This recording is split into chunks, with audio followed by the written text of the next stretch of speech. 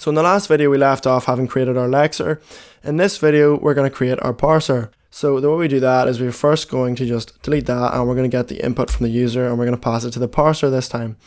So we're going to say while true again to create a loop, and we're going to say s is equal to input, which gets the user input, and then we're going to say we're actually going to put this in a try block, because we're going to say try to get the input.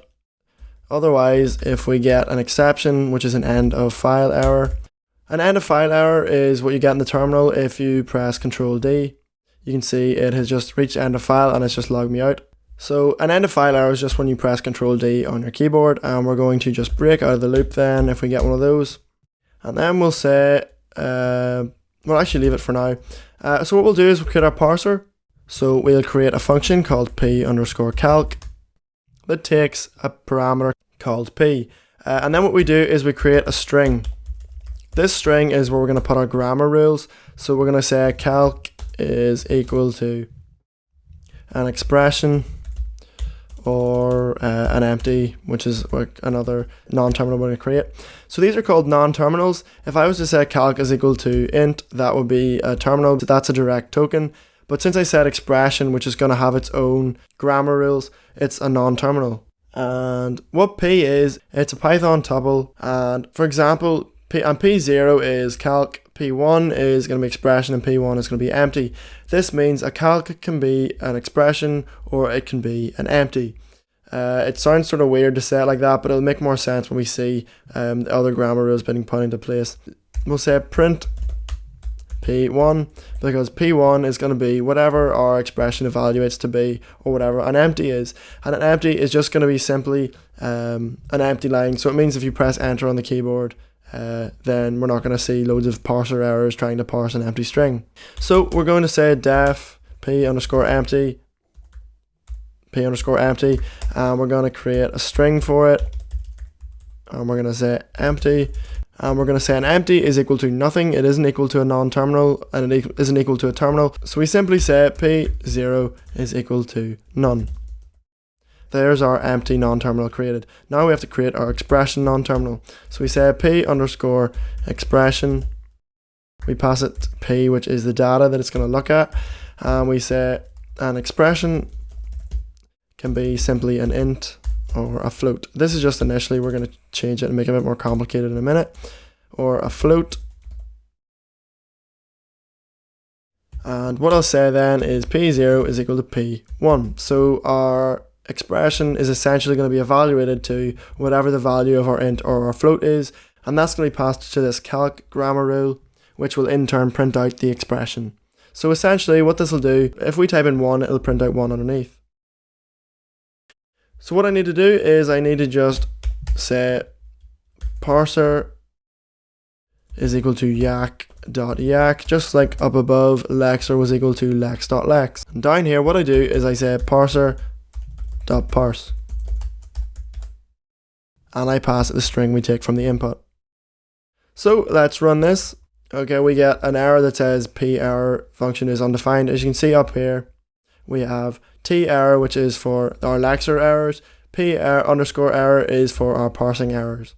We just need to create that. That's not an error, it's just a warning. And here are just tokens we haven't used yet because we haven't actually used them in our grammar rules. But it still works. So we're going to say one. We're just going to say 1 actually print, and you can see 1 gets printed out underneath. We'll say 100, 100 gets printed out underneath. And we get no errors. If I was to say 12 and put a h in, that's not a number. It's not going to evaluate to either an integer or a float, which is what we've told it an expression can be. So we get an error. Yeah, syntax error on line 1. So let's just Control C to get out of that. And now what we're going to do is say we're going to change that to p_expression_int float, just to make it a bit more readable. And up here we're going to create another function called p_expression, and it is going to be equal to expression is equal to an expression. This sounds sort of weird, but it'll make sense in a minute, plus an expression. So essentially what this is doing is, if I said an expression is equal to an int plus an int, then an expression could be, say, 1 plus 2. But if I wanted to say 1 plus 2 plus 2 or 1 plus 2 plus 3, that wouldn't work. We need to create a recursive expression, which essentially means an expression can be equal to expression plus expression, or an expression can be equal to an int or a float. So that means this expression can be an int, but this expression can be an expression which can itself be an expression plus an expression. That sounds weird, but essentially what it means is we can have an infinite number of numbers. When we add them together, we can evaluate an infinitely long expression. So we're going to say an expression is equal to an expression plus another expression, or an expression is equal to an expression minus an expression. And up here I'll actually just create another one. We'll say an expression multiply, and I'll create another one divide, because we want multiply and divide to be done first.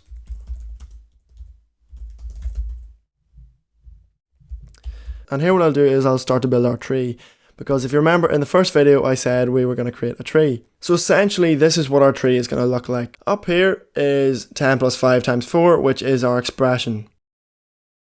Over here is what the tree will look like. Essentially it looks like this. The plus is at the top, the 10 is the branch on the left, and whatever's to the right of that is another branch. But because what's to the right of it is a multiply, that itself branches into a 5 and a 4. If it was just 10 plus 5, for example, without the times by 4, it would just be a plus in the middle and a 10 and a 5 either side. And that becomes this, which is a Python tuple.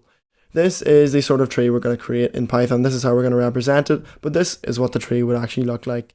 It's a more visual representation. So this is what our tree looks like in Python. This is how we're representing it using tuple, and this is the tree that's going to be produced by our parser. And then it is this tree that we're going to walk using our special run function that will actually evaluate all of the nodes on the tree. So we're going to say p0 is equal to a tuple, as I showed you in that slide. And the first thing it takes is the type of operation, which is going to be multiply, divide, plus or minus. So this p variable is a tuple in itself, and p0 is expression, p1 is going to be this expression, and p2 is going to be multiply, divide, plus or minus. So the way we do that is we say p2. Then we want to pass it the parameter on the left hand side, followed by the parameter on the right hand side. So we'll go left first, so we have p1 and p3. So let's just run this. You can see we get 16 shift reduce conflicts. Ignore that for now, but we're going to resolve that in a second. They're not actually errors, they're just conflicts, and we can fix them in a minute. But essentially what happens is, if I say 1 plus 2 and print that, instead of printing 1 like before, we're printing the expression. And if we look at this expression, we have 10 plus 5 times 4. So we're going to just run that. We'll say 10 plus 5 times 4. And we get exactly the same tuple as we had expected to get. This is the tree that we're going to pass to our special run function. So that's it for this video. Don't forget to like, comment, favorite, and subscribe, and I'll see you next time.